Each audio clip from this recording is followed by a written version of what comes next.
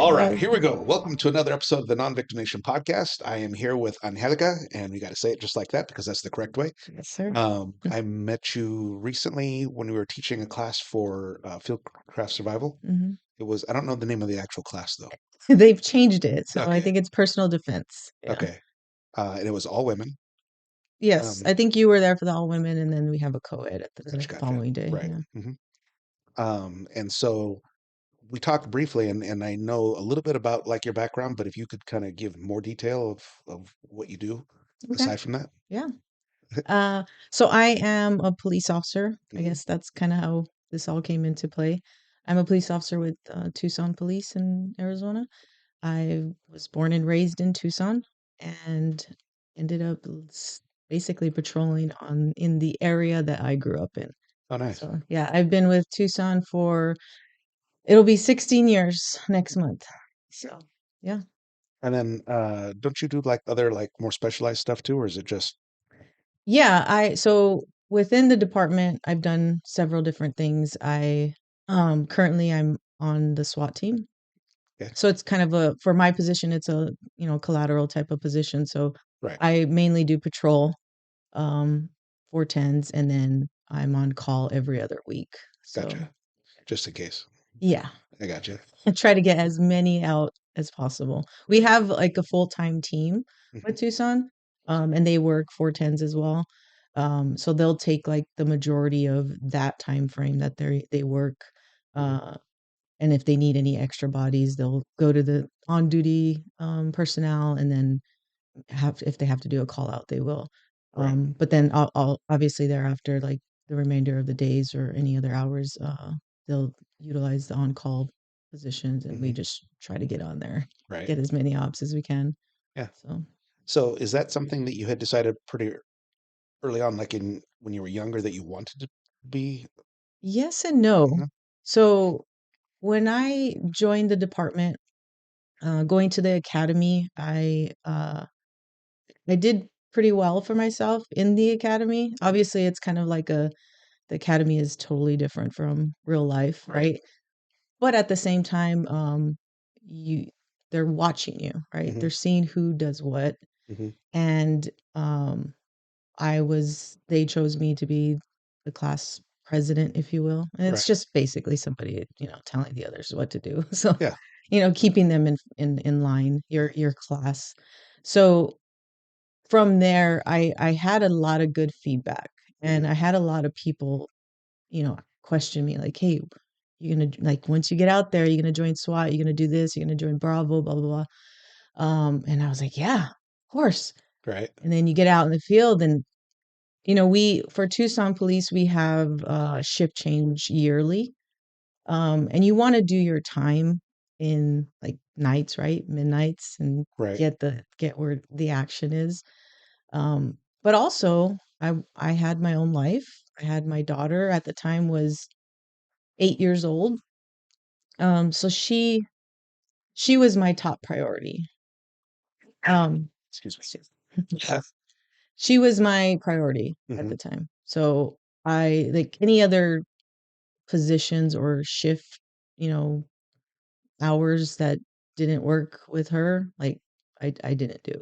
Right. So I say that because it literally took me, you know, 14 years to get on SWAT because Wow. by choice.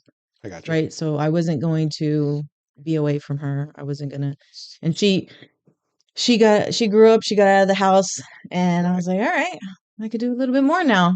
And, you know, tried out for the team and, you know. So how often do you actually go out on those particular calls? So I mean it sometimes we have waves, right? Like Hmm. some weeks are busier than others. Um we just got our stats the other day, and I'm pretty sure we had last year was 216 ops in the year. And I think the year before we had 250, if I can remember. Okay. I said not too long ago, I said a number of 270, and that's what they had told us. But I think that was a few years ago. So the last couple years have been between 220 and 250. So, Okay. yeah.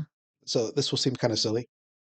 I grew up watching the old SWAT TV show, like in the Yeah. 70s, right? Yes. And so when I think of SWAT, and I know this is wildly inaccurate, okay, I think of like bank robberies and hostage situations, things like Oh that, like yeah. just really like major things. That's why you're calling out like the SWAT team, Right. right? Right. So in reality, what typically is a high enough issue that they actually need to call out Yeah. SWAT? So yes and no, right? Like Okay, that is obviously glamorized and it's super right, cool to see. But don't get me wrong, everything that we do is super cool that we do. So right, it's just as fun.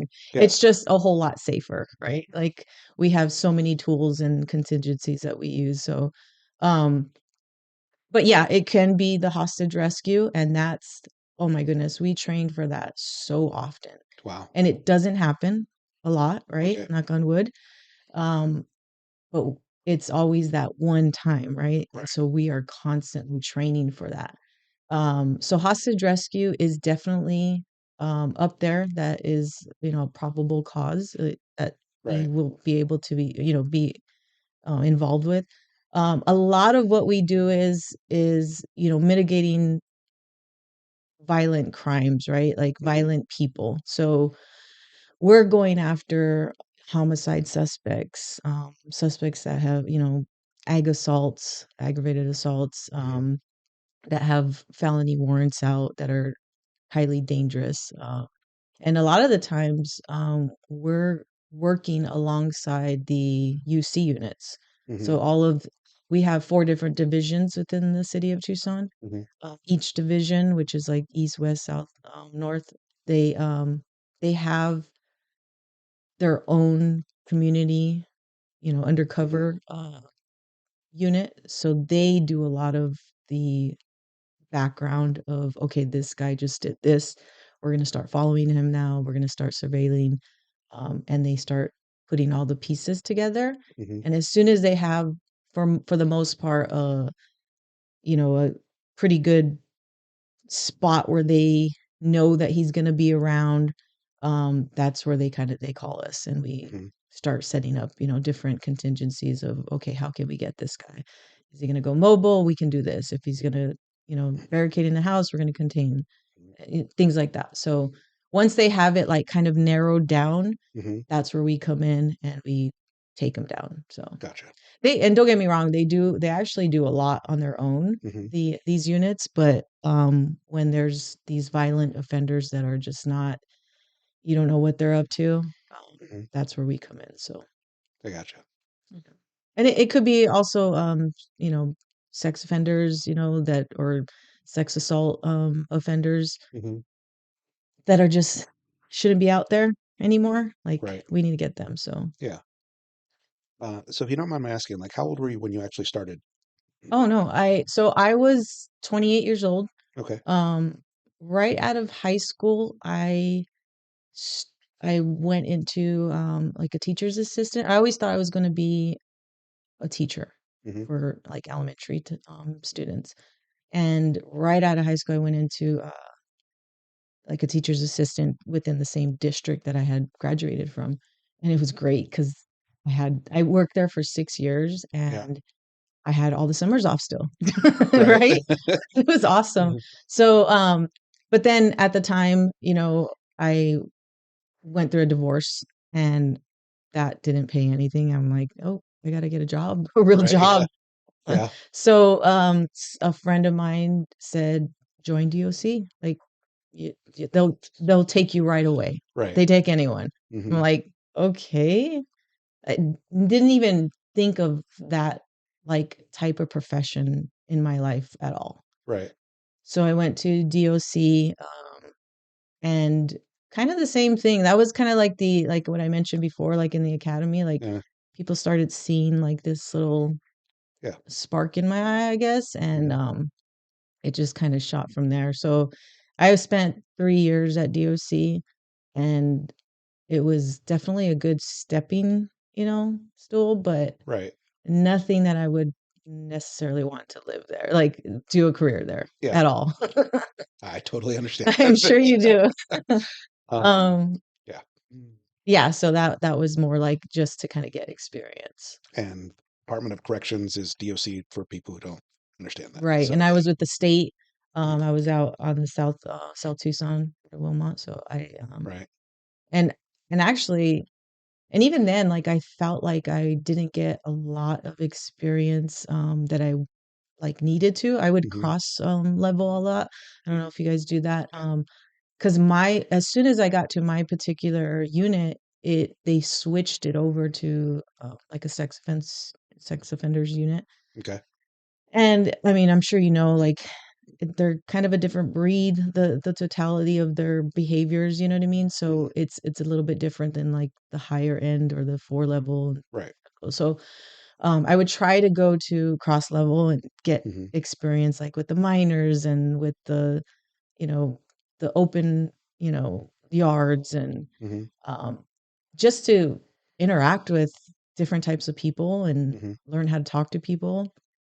And so then I started realizing I'm like, yeah, I don't want to be here, but I kind of like almost the same realm. So went to apply for Tucson Police and Hmm. got right in. So I was what, 28 years old at the time. Right. Yeah. So when I started with DOC, I went from the academy to uh, Central unit, which was the level five. Uh, so there's two complexes. There's Florence and there's Iman. Hmm. Central is in Florence, which just recently got shut down within like 2 years ago, I think, something like that. Okay. Um, but at the time, Central was like a pretty hardcore place. This was level five, which is the highest level of custody, right? Hmm. And you had just the widest range possible of like you had like actual death row inmates they in Hmm. one building. You had all of the different types of STGs, which those are pretty bad people. Like Yeah. just basically all the kind of worst people you can think of, right? Mhm. Is a level five. This is just for people who don't know. And I remember just getting dropped into this and thinking right away, it's like, I don't want to be here. I don't want to do this, you know? And it really had nothing to do. I mean, part of it was like, yes, this is a dangerous kind of place, Mhm. but it wasn't that. It's just that like I don't enjoy the idea of surrounding myself with people that like they're like that. Yeah. And this is what I do all day, every day. Right.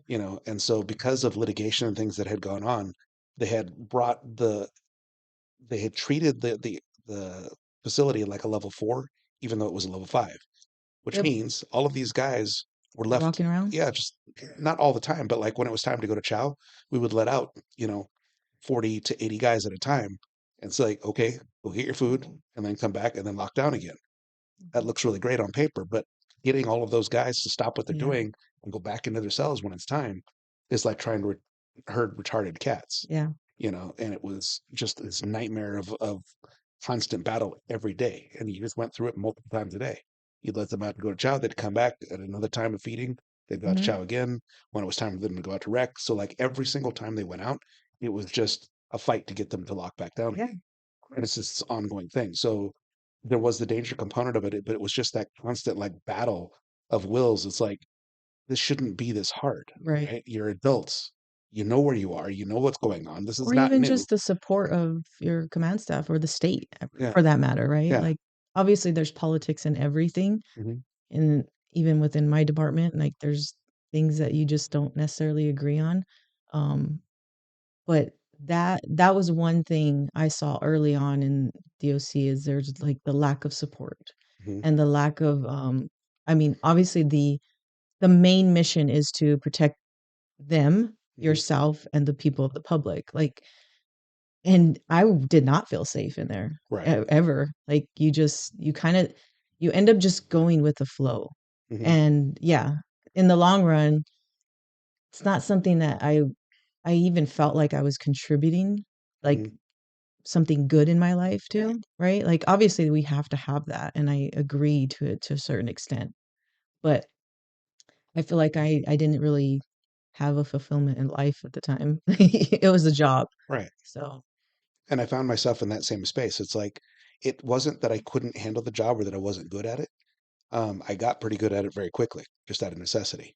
Um, but like I said, and just like you said, the things that I'm capable of and that I want to do in the world, make it a better place or to feel successful or feel fulfilled had nothing to do with being there. Right. I know that there are people there that their personality type, they wouldn't be happy anywhere else. That's what they do, and that's for them, that's wonderful, but that's just not me. Yeah. So like I said, I knew really early on that I wanted to like get out of there as soon as possible. But I also made a commitment to like stay there to at least, I didn't want to just like start and then quit. Okay. So Yeah. I made a commitment I would stay there for at least a year and see what opportunities came up, how things rolled. Um, but eventually I just decided, nope, I really do need to go. This is not getting better. In fact, it's getting worse, Yeah. because of the politics and a new director who decided he's going to change everything. Hmm. So all of the systems we used to have in place about how we dealt with the inmates, they've been slowly eroding and giving us less and less options to deal with people that are not getting less dangerous. Got it. Yeah. So definitely need to get out of that environment. And so I started a podcast. Um, Eventually, I'll be working here at Tac Hub with Dan. Nice. Yeah. You know, um, and so that's kind of my exit strategy into doing something that is much more meaningful and impactful, and hopefully is helping people be better. So Cool. that's where we're going. Yeah. I have a cousin who works at DOC still, Hmm. and she's a sergeant now. But oh my goodness, the stories that she tells me, I'm like, why? Why are you there? Like, it's not safe. Yeah, So I don't right. know. But some people, I don't know if they just get comfortable or just it's what's content at the moment and paying the bills. So. Well, I know for a lot of people, especially when they were offering pensions, which they Hmm. don't anymore, they stopped that a number of years ago. I don't know exactly when. So yeah, so the people that are getting hired now get like a it's not a 401k, it's like some other version, but it's just a Are you basic serious? retirement, and that's it. So they're not getting anything extraordinary. They're Okay. getting benefits, which is good, Yeah. but there's not like a really extreme reason to stay there other than that, right? Hmm. Whereas the people that have been there longer that have that pension, it's like they're kind of stuck. It's like they've been there for, you know, 7, 10, 12, Right. whatever years. It's like now they've got to keep going if they want to actually reach that goal, Yeah, makes sense. And the people that I meet all the time that are like older, that have been here for, close to 20 years, it's like they're just waiting for that, that last bit to be done so they can be out of there. So yeah, there's a lot of that. They just get stuck. Well, I will say that there's a portion on there through DOC that's like, and I'm not very educated on it, but the only reason I know is it's almost like an undercover and outside of they like investigate like the gangs that are coming in and out. Okay. And the only reason I know about it is because I can go into it later, but I used to be an instructor at the academy, and a few of the recruits that came through were AD's DOC, AZDOC. And they just needed to get certified, post certified, Right. to carry their gun and to continue what their position was. And I didn't really get into it with them, but yeah, there's lots of, I mean, that's like any other agency, like, well, I shouldn't say any other agency, large agencies, Hmm. there might be different opportunities and whatnot. Right. So that would have been maybe something. And I know Hmm. there's like a, what is it, SSU. SSU? Yeah, that's kind of, I what would be equivalent to kind of a SWAT team in a sense, right? Hmm. That would be cool to do. Right. Um, so in the time that you've been in, have you ever encountered a situation that was like, holy shit, I am in the wrong place. You know what I mean? Like the back of your hairs your neck, the hairs in the back of your neck stand up. Yeah, something like that. Um, or you just didn't feel safe. Is that what you I mean? guess like I equate most things to like soldiers because I'm more familiar with that than Hmm. law enforcement. Like when they're going into, there's the idea that they want to get ready and they want to go to war, they want to like go to battle and that sort of thing. But when they're actually in the battle and bullets are flying at them, Ah, the okay. perspective changes a little bit. So, have you ever had that sort of experience? It's like, this isn't exactly where I thought No, I'd be. no, No? not at all. Okay. No, it was more so like kind of what I was saying is like, this doesn't feel safe at the moment. Hmm. Like, what can I do to make this better, Right. make this safer, or make Gotcha. myself safer? No, I think early on, my I was working midnights, and then, my particular area sector, it was kind of out in the boondocks, and so I was kind of always alone, or if it would be the same, the conjoining squad that was the same sector, he would good friend of mine, like he would kind of it would just be like the two of us out there way out in the boondocks, and Hmm. not a lot of lights, things like that, like, and just people, things lurking in the darkness, right? Right. There would be times where it's like, ugh, this is kind of eerie. You know what I mean? Like, Hmm. let's go over here so we can see better. But for the most part, no, I've never had any like doubts per se. Hmm. It was just more so like I've had times where I felt like crap, that would have been bad Right. because I didn't know something or do something better. Hmm. Um, but guarantee, like every single one of those times, I'm like, okay, dissecting it, that particular incident, and figuring out, like, actually training to Hmm. figure out what I could have done better so that I don't encounter the same thing. Right. That's mostly what it is, Hmm. trying to figure out what I could do better. So in your department, because you're part of the SWAT, you get additional training Oh, than yeah. what other people do, right? Yes. So is is there any way for like the regular officers to volunteer to get more of that training? So, Yeah. I mean, not like we do. hmm. A lot of what we do is crucial to our duties, right? What we're going to be Hmm. implying. But even though our department is as large as it is, Hmm. um, and there's so much going on because our training facility is pretty big, and um, they have a lot going on, right? Hmm. Even with all that, there's plenty of opportunities, Right. plenty of people out there, and to include me, Yeah. that will make the time to help you with something. And I say that because it's not utilized enough. Right. There's also lots of trainings that you can go out and find, Hmm. and ask the department to pay for. And if Oh, you, nice. yeah, like, you know what I mean? You put up a good memo and whip that up and Right. make it sound really fancy. And Mhm. because that's exactly what it's going to do, is going to help you in the long run. So if you Right. can convince that, chief to sign off, which is usually a yay, Right. they'll pay for you to even out of state, out of city. Like, there's plenty of opportunities. A lot of people don't take that opportunity to imply those. Right.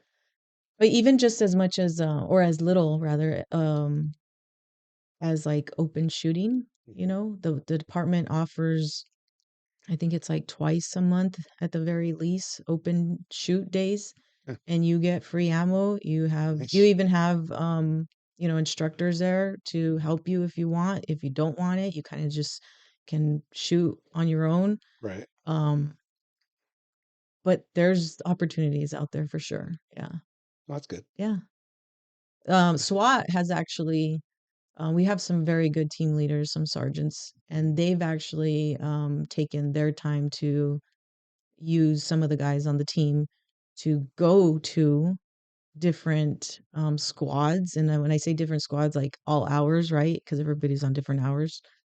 So they'll go to the briefings or have those squads come to the academy or the training facility for during their briefings to just do a quick 20 to 30-minute Hmm. training day Right. for them. And it's things that they could encounter, like, certain breaching tools or breaching ways that we can get through, that they'll encounter out in the field. Right. So yeah, there's lots of opportunity out there. Hmm.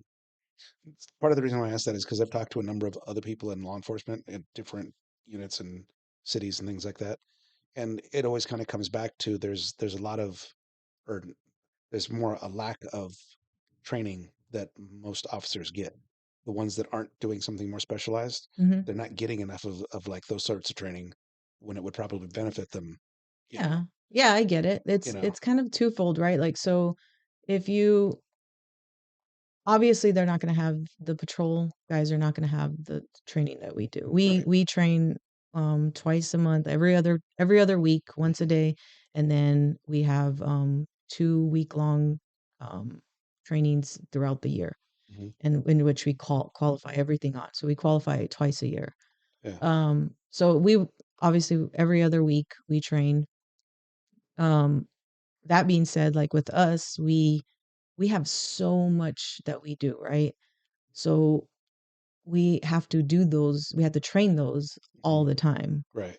10 hours every other week is not going to cover everything. Right. So there might be a time that we cover hostage rescue on this Hmm. day, but because there's so many other things, we might not revisit that for another month or two. Hmm. But and the same goes for patrol. That's what my point is. There's so much that you could be doing. Hmm. There's really not a lot of time with 800 some officers to go to consistently. Right. It's incumbent upon you to take your time to do Right. that on your own. And with that being said, there's plenty of opportunities for people Hmm. to do that, and I don't think a lot of people do. Right. So that, yeah, I think for departments, like there's always going to be training that you need, Hmm. and you just don't feel like you're going to get enough. Hmm. But at the same time, like, how about just start, you know, shooting once a week so you don't, you know, Right. have to be nervous at your yearly qual. Like, Hmm. you know what I mean? Like, So with that being said, do you do any of just your own training, like away from the department? yeah, I mean, so I try to do my own training like on my own time, Hmm. I get out there to the training facility, and I'll work with some of the guys on the team and practice movements and things like that. Hmm. Sometimes I'll pay for my own trainings out of city or state. Right. And that's actually how I came upon Fieldcraft and Okay. Sheepdog. Right. So it's my little testimony, right? Like Yeah. I tried out for the team in a couple years ago and 3 years ago, and 2 days before graduation, I was Hmm. dismissed. Like that's like my whole world at that moment, right? Right. Just crushed. Hmm. So you I'm not gonna mope around every day about it. Right. And I remember one of the guys, I had a lot of support, especially from those that were on the team. They're like, it's okay. Like it happens. Like you just gotta get better and do this and do that. And Right. you come back out. And like, okay. Okay. But one of the guys in particular, he older gentleman, he ended up retiring a year after. Um, awesome guy. He was like, hey, Hmm. you need to go, like, put yourself through these trainings, like seek trainings outside of the department, Hmm. and to me, I didn't really think about that at the time. I was just going to what I know best, you know what I mean? Like Right. to the guys that I work with every day. And um so quite frankly, like my whole perception of this different type of training and, personal defense, right, Hmm. barely just came a few years ago. And I'm like, how did I live without this for so long? Right. So I immediately booked a basic carbine course, right? Hmm. So when I went to the school the first time, that was literally the first time I had shot a rifle. Hmm. I didn't have it before. I had been out of patrol for a few years Hmm. because of other assignments. So I needed to get better at the carbine, right? Like I just needed to feel more comfortable with it. Right. So um took a course with Sheepdog Response, Yeah. went to Texas. My Nice. Went with my wife. We made a road trip out of it, right? Okay. And it was on a Thursday. And so we drove down there to Austin and took this carbine course. And I even put like a plate carrier on because I'm like, I gotta get used to this, right? Right. And so and even though it was a few months new to me, the carbine, I still was, I think, most comfortable than, or more comfortable than most people, Hmm. because I'm around that a lot. Right. So um, I'm just going with the flow, getting reps, and all of the instructors are like, "Yeah, who are you?" So they pulled me aside, and they're like, "What do you do?" And there's what's a little bit humbling is like these guys are like all special forces, you know what I mean? Like these guys are like the top of the game, right? Mhm. And then they pulled me aside. And there's other cops there too. Like it's a civilian primary course, but Right. there's other cops sprinkled in. Um, but they just didn't look the same. And so they started asking me questions. They're like, "Well, you got to meet him. Like he's Oh, going to come nice. through today." I'm like, "Okay." And to me, I'm just like, "Okay, whatever." Right. Cuz this is all new to me. So, Yeah. we keep shooting and then he's like uh he starts asking me questions and I said, "Well, I'm just trying to get some reps." And he's like, "Okay." He goes, "Well, how about you stay the weekend and come to the pistol course?" And I'm Nice. like, "The weekend?" And we were staying the weekend, or I think a Right. day or two, but he's like, "Free of charge, just come by."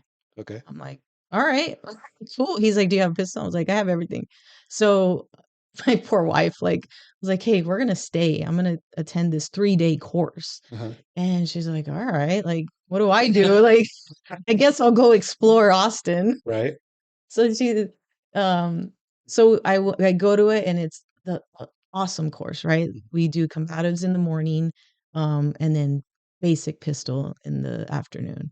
And combatives, like at the time, I always had like a foundation for jujitsu for basic combatives, Right. but nothing that I consistently went through. So at least at that time during the teaching it was apparent that I had some sort of foundation, Mhm. but I was still learning. Right. So, but it was awesome because like you fight with weapons and you learn how to, take position and do damage. And so we're doing all this and I'm just like breezing through, like having the time of my life. And then we get on the range and at one point Tim comes over and he's like, let's do a little, meet off or whatever you want to call it. And so we Right. do like a drill with mag exchanges and it was so fun.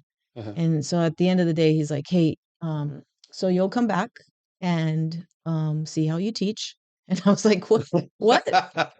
What are you talking about?"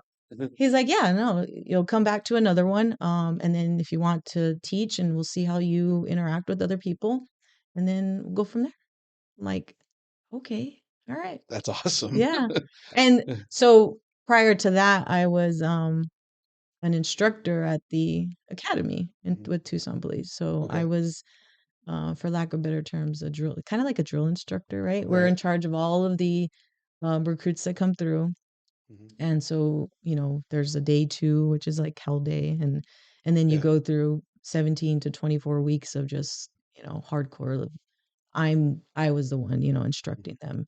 And I have a few certs here and there, right, with the department, so I would be everywhere teaching. Mhm. Um, so I kind of had that in the back of my like teaching has always been, right, like the little foundation that I had. Uh-huh. So I was fine. I was fine being up in front of, a class of 30 people and just like telling them Right. what to do. And Yeah. so it just went from there, at least with Sheepdog response. So started doing that and they started implementing more women's courses. Mhm. And I think that was kind of their goal too, right? Like Mhm. they wanted women teaching women Mhm. because it's different Yes. and significantly different. They kind of get a little more out of this woman that, oh, if she could do it then maybe I can do it. So Mhm. I teach a lot of the women's courses through Mhm. there, but sometimes co-ed as well. Right. Yeah. That's really cool. Yeah, And for those that aren't familiar, when you're saying Tim, you're referring to Tim Kennedy, I am. Yeah. the Who real doesn't life, know Tim, right? right? The real life Captain America. Yes. Yes. So, The owner of Sheepdog Response. yes, he, I have a long list of people that I eventually want to have on this podcast. Hmm. He's right behind. Oh yeah. He's He's he's awesome. right behind Jocko. So, That is. but yeah, that sounds incredible. Yeah. Just and do you still work with them or no? Yeah. I still go out there, a few times a year, Mhm. go and teach. I usually teach the basic pistol, the one I took, which Mhm. is basic combatives and combined with uh, basic pistol. Mhm. So that's like all the fundamentals of pistol handling, right? And again, everything that I would teach at the academy as well. Hmm. So it's just their way of doing like certain verbiage is different. Right. But yeah, that's what I do there. I've taught maybe a carbine course once with them and hope to expand some more through them. So then, how did you get connected with Fieldcraft? So Fieldcraft, probably a year after I was with Sheepdog, is when COVID hit, right? Hmm. And my department had this great idea because our city, our city council knows everything. So Of course they do. they what is the word, demanded or mandated. Thank you. They mandated the vaccine shot. I got you. And I was furious. Like, no, I'm not doing that. And I literally was ready to leave. Like Hmm. I was like, and that was like at what, 14 years of Oh, wow. 14 or 15, 14 years, I think. Um, in the department. And that kind of sucks. Like, I'm like, I don't want to leave now. Like, first of all, I love my job. And Hmm. secondly, like my retirement, I don't want to leave that. Right. I mean, the obvious reasons, right? And but that was what they were kind of, implementing is if you don't take the Hmm. vaccine, then you won't be, here Right. anymore. Um, so it went into the whole, you know, getting waivers and this and that, and which, by the way, my waiver is completely truthful, like my religious waiver, right? Like Right. I'm not just gonna say something. Hmm. But at the same time, I didn't like that. I didn't agree with that Hmm. mentality. And, not necessarily the vaccine per se, but just you implementing this on me. Like Right. you can't tell me what to do. But um and at the same time, Mike Glover, like he was out there preaching, right? Like he had his own opinions about it, Hmm. but he also had the support of specifically for law enforcement, right? Right. And I remember a video and he's like, any police officers out there, put your resume in. Like, come talk to me. Hmm. And I did. I put my There you go. resume in. Nice. And it wasn't like and it was so crazy because I was just literally ready to leave. Like Hmm. I wasn't gonna stand for this. Hmm. That's how passionate I was. Yeah. And I didn't have anything, to fall back on per se. I had Hmm. sheepdog, but that wasn't like consistent, you know what I mean? I just go every so often. Hmm. And that's usually out of state. So I just put my resume in, and yeah, a few months later, the coordinator that was in Arizona um called me, and we had a interview over FaceTime, and he said, this is what I want you for. I want to create like a hub in Arizona so that we're not flying people all over. Right. um and we'll teach this specific class, which is the personal defense class. And everything within that class Hmm. is everything that I've done at the academy, like everything that I teach normally, right? Okay. Situational awareness, mindset, Hmm. how to take care of yourself, and then even to sprinkle on some of like the legalities of owning a firearm, right? Like Hmm. I who better person to hear from than a police officer? Right. So and then the latter portion of the day would be scenarios, and Hmm. um so everything is just it was what I was used to. And so I started coming out, and it just kind of fell into place. Right. Met Nate Jones, and we Yeah. clicked, and yeah, just started teaching with them. Hmm. And Nate is a really cool guy. He is. So as far as the curriculum for that, like how much of it was something that you developed and how much of it was something they said, "Hey, we want you to do this." No, it's not anything I developed. They had the curriculum in place, Okay.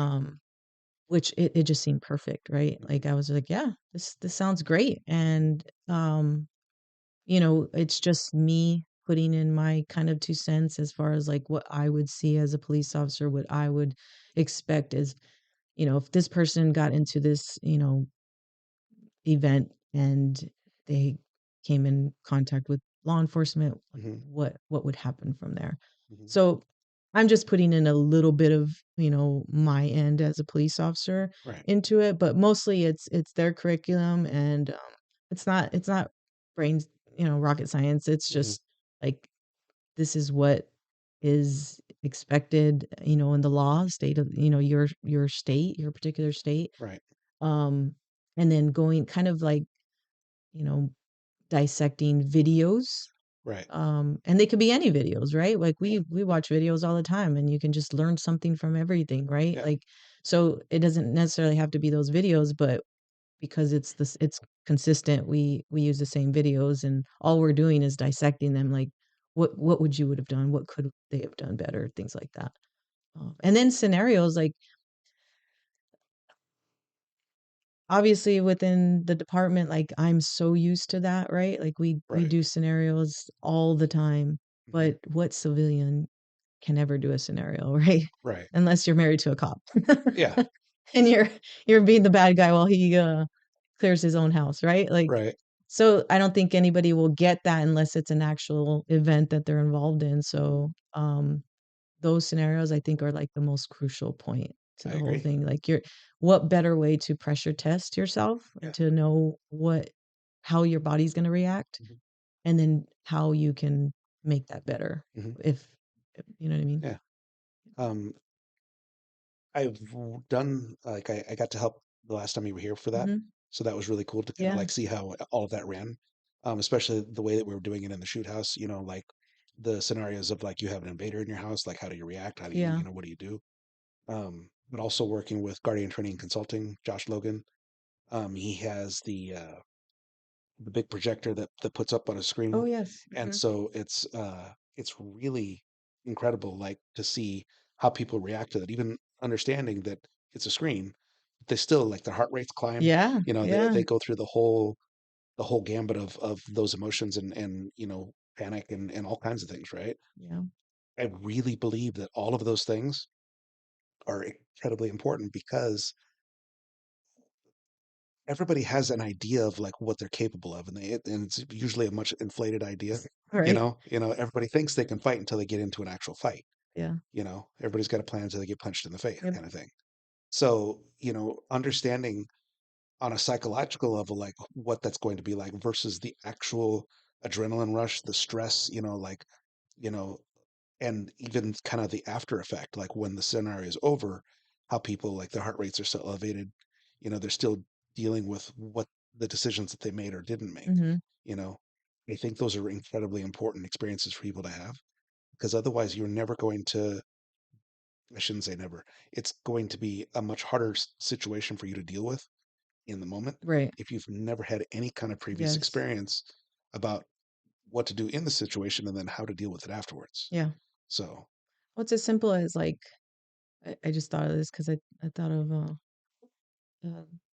relative that just fell the other day. Like it's just something as simple as brake falling, right? Like mhm, nobody really knows how to fall properly. Like right. who knows what is that, right? Falling Mhm. properly. But yeah, if you don't want to break your wrist Yeah. and you accidentally fall, like, hey, extend your arm, like Yeah. brake fall. So, Right. but you're not going to know that until you actually put yourself through it. Hmm. Um, yeah, I think I've actually brought my sister, I've brought my daughter to the class Nice. itself because it's a good starter, Hmm. right? Even the part where you have a quote unquote bad guy running at the person, and they've got to draw the weapon and like shoot before that person gets to them. That's a pretty important thing, Hmm. because it teaches you like how capable are you of actually doing that. Yeah, that's a good point. Mm, So, right, like we hear all the time, like, oh, I would have just done this or I would have just done that. right. Well, would you have? Because I have actually like just because you have a gun doesn't mean you have to use the gun. Right. So, yeah, he might be coming at me, but it might be better if I just like sweep him or something. Right. You know what I mean? And take him down as opposed to because now once you introduce that weapon, Hmm. he has access to that weapon, right? Like if he's that close. Like so you have to weigh out risk versus reward. Right. It's so easy to say I would do this, but well, have you really trained that? Yeah. Let's try Yeah. that. Let's test that theory. Yeah. Yeah. See if it Yeah. works. Right. So as far as like your career, kind of, do you see yourself like moving into like more command, or do you want to kind of stay with where you are? I mean, I don't know yet. mhm, So I I tested for sergeant a few years back, mhm. and it was right before the SWAT testing. So, and I clearly didn't make it. Okay. Apparently, I'm not good enough. No, I'm just kidding. That just No, means you weren't ready. I think there's a reason for I truly believe there's a reason for everything. So me not getting into that made a way for okay, SWAT, and then even me not even getting into SWAT, it opened doors other Hmm. elsewhere, right? I got Sheepdog, I learned this, Hmm. I got better at my deficiencies, and the next time around it was awesome. Right. Right? I had fun actually in a school. Like who does that? And I trained better to be there. So the only thing that I will say about the first process with the sergeant is that I'm a little bitter right now.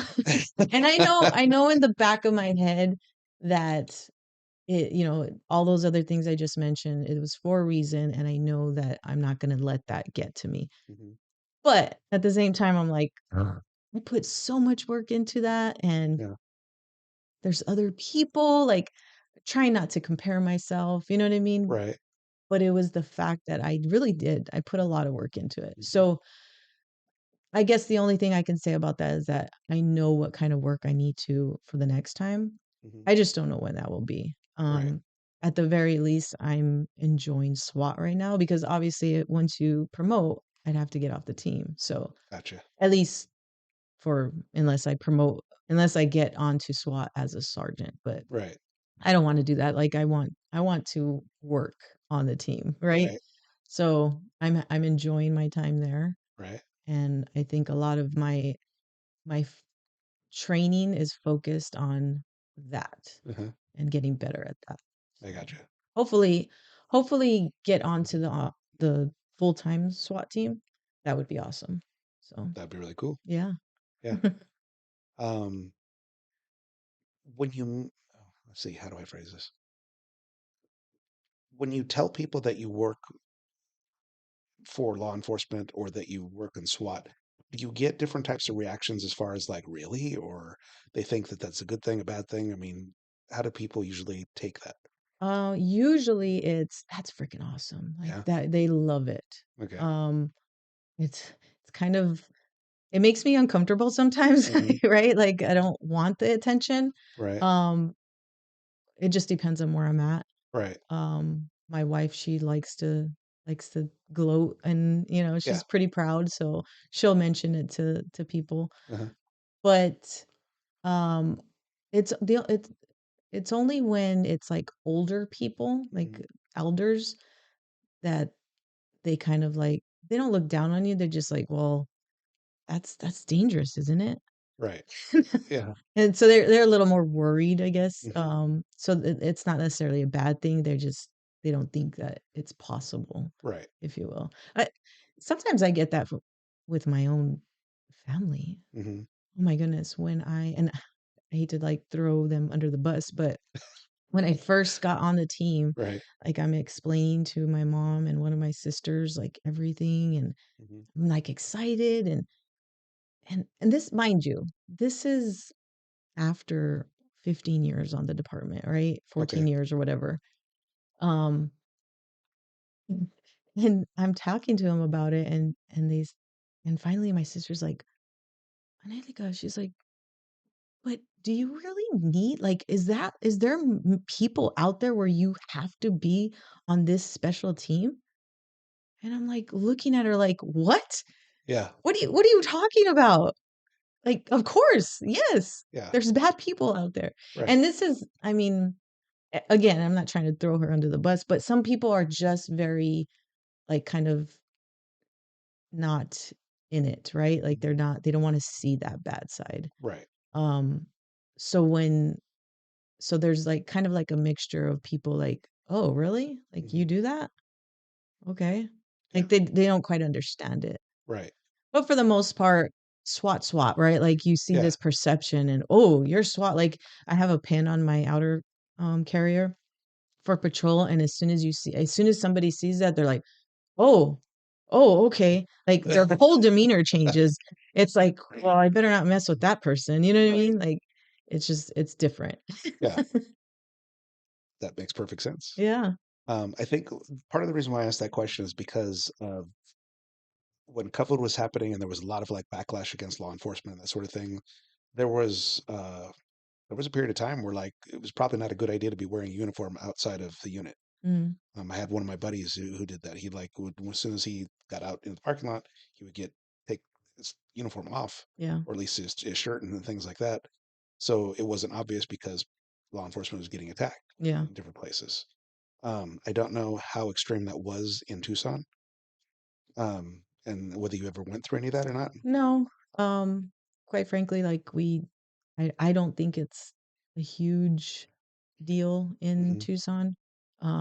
There's certain groups in Tucson, right? And um that will protest or speak their mind. They're even so they're pretty mm, well contained. You know what I mean? Like they still follow the rules, if you will. Right. Obviously, there's others that don't. We've had like kind of mini riots, if you will. Hmm. And I say that loosely, like just kind of disorderly people. Hmm. Um, but for the most part, it I think I have to be honest that we have a lot of pretty good support in Tucson. Hmm. I've never felt more unsafe, if you will, like from certain events. Hmm. Anytime, like right now I have a take home, so I'm always in my uniform. I gotcha. But before that, I would never just display it anyway, like Yeah. regardless of certain times of life or happenings. Hmm. I wouldn't blare it out in the first place. But I yeah, gotcha. it's not too bad. I don't think it is.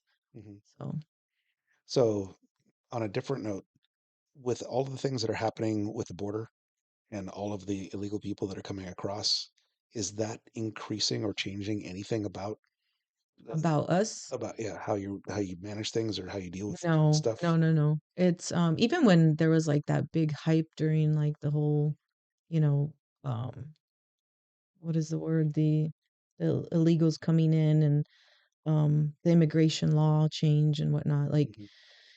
it and if anything, it specifically did not change what we do, right? Hmm. Because that's not our primary. You know what I Right. mean? Like that's for border patrol. That's Hmm. now when if we were to come upon something that's clearly, this van is full of people or something, Right. um, still even then, like we have, um, we can't just hold people forever just Hmm. because. Um, we will reach out to Border Patrol and Hmm. Homeland Security if need be. Like that's their primary. This is our primary. So it, Hmm. it hasn't really, you know, taken over, if you will. Like Right. it doesn't change anything. Hmm. Um, we just, at least with us, like my particular area is southwest, Hmm. literally. So it's close to I-19, which goes down to the border. Hmm. Um, uh, Again, there's DPS as well, right? There's the highway patrol, so we don't necessarily cover the highway, but the on ramps and whatnot. Like I'm pretty close to the border. Well, closest to the border from without getting out of Tucson. Hmm. Um, but we don't necessarily see that per se. We have like certain intel, and then we make proper calls, if you will. Gotcha. Yeah. Okay. Yeah, I wasn't sure if you actually worked with Border Patrol at all because you are that close to the border. No, not Uh, necessarily. Nothing like Mm-mm, that. Um, it's without getting too political, it's a big concern for me. mm-hmm. Just the sheer number of military age men that are coming into this country. Yeah. They're not they're not here for, Yeah, they're not good. you know, anything, and with I suspect there's going to be a lot of craziness happening this year because of the upcoming election. Yeah. Um, I don't know. Well, we do have a lot of problems with human trafficking, right? Like not human smuggling per se. Well, not any less of human struggling, Hmm. but human trafficking. Hmm. It's a huge industry, right? Yeah. And it's all secret and it's all like um they keep change it within their, I guess, organization, if you Mm-hmm. will.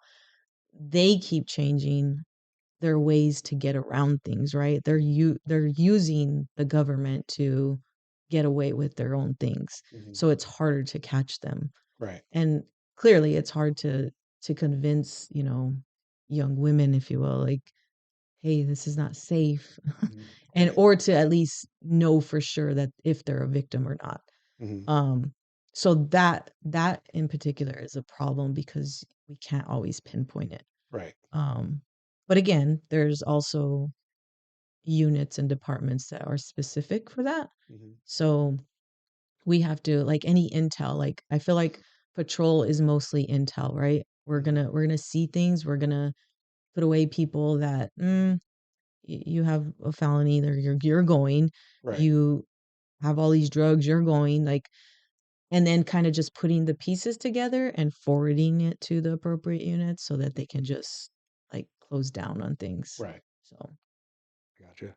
So, kind of again, going back to something that you said earlier, there are a lot of people that because they don't see the violence or they don't experience those things, they don't mhm, live in an area where it's just inundated with crime necessarily, that they sort of think that it doesn't happen there, right. that all that stuff happens someplace else and that they're safe, right? Yeah. So how do you do you have any advice for people to like just change that perception a little bit to think that you do need to like learn some sort of self-defense. You do need to learn how to use a firearm. You do need to learn, you know, um, awareness and that kind of thing. I Yeah. mean, like, how do you kind of encourage that for people? I that's the hard part, right? Is like Hmm. getting the word out. Hmm. Um, I will say that every chance I get, I'm trying to help somebody, or there's been times where like just a random person, right? Like has a firearm, Hmm. and then something random will happen to something in the street, so they come out, trying to protect themselves. But then it's like, well, wait a minute, what are you trying to protect yourself? So you start educating these people, like, Hmm. okay, great, you have a firearm, that's one step. Hmm. Well, there's three other steps to owning a firearm, Right. is knowing what the laws are in your state, Hmm. knowing where when you can't shoot, right? So it's not just about like that first step, it's beyond that. Hmm. And educate, I like I said, I try to educate as many people that I come in contact. And clearly, like, I'm taking calls all day, right? Hmm. If I can talk to every single person and just be like, hey, don't forget, you can do this, Hmm. you know um better yourself, or Right. to protect yourself, so this something like this doesn't happen again. That's kind of like the offset of police, right? We're trying to protect and actually help people protect themselves. Right. So, um, but I'm not probably answering your question. I think that's the hard part, is getting the word Yeah. out, but little by little, it's I at least try to do it. Is, hey, this could actually happen to you, and Hmm. what are you gonna do about it? Right. Because we might not always be there. Exactly. The thing Yeah. is that they it's not so much that they are ignorant, Hmm. or they're just plain immune, right? Hmm. Like, they're used to that guy running out the store with all the, stuff in his hands, and they just Right. walk by. Well, how about you get yourself maybe behind the pillar, because, if the cop comes out and calls him, he might shoot at him and you're in the way. Like, Right. do you know what I'm saying? Like, Yeah. it's just making these people aware, like, hey, you can be better about your surroundings and protecting yourself. Right. Yeah. Situational awareness. Yeah. Yeah.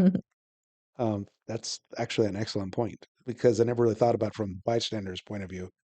When things are happening, a lot of people will just like Just stop stare. and Yeah. look. It's like, how about get out of the way, Yeah.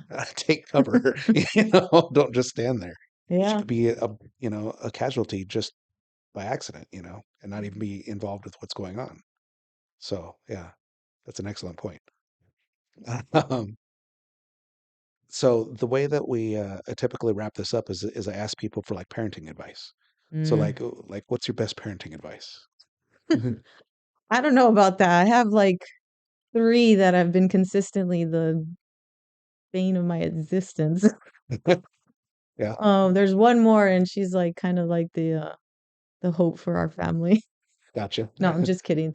They've all I've have four, so mine is 22 years old, and then my wife has three. And slowly but surely, like they've all come back, right? Hmm.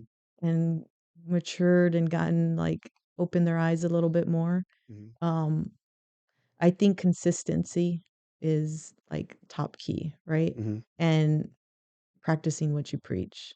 Right. So like I had a very hard time with like we talked about like I talked about drill instructor, right? Like and then even just at work, like command presence. Uh-huh. Um like that's what I'm used to, but you can't be like that at home, right? Right.